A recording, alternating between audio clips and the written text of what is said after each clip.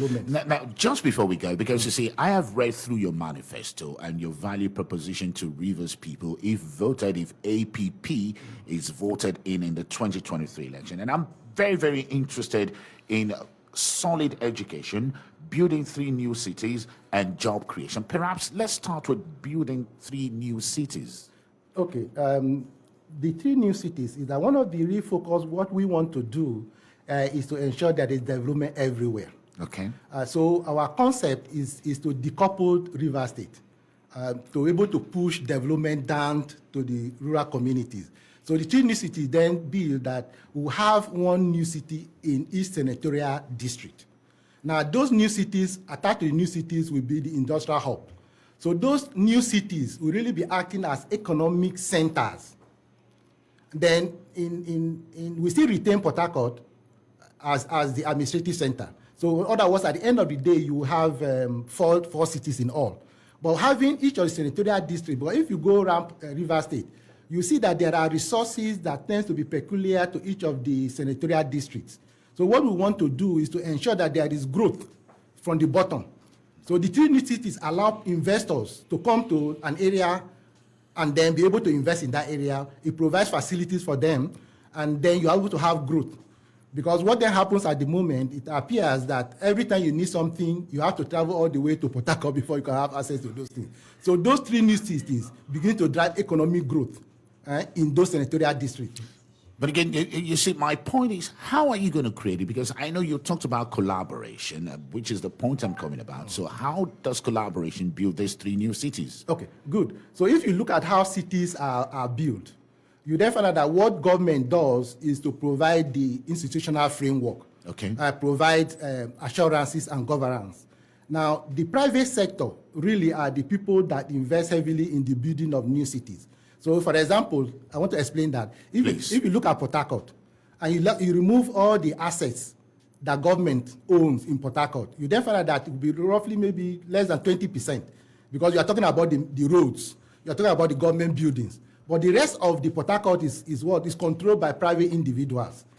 So our own is that the work of government in building new cities like Dubai. Now, when you talk about control by private, you're talking about people who do business in Port Harcourt. Exactly. So yeah, so we provide the framework, and then we market the new cities to the world and to people in Nigeria and people in Rivers State. So that allows private individuals to come in to invest in those new cities. That's where the collaboration comes in.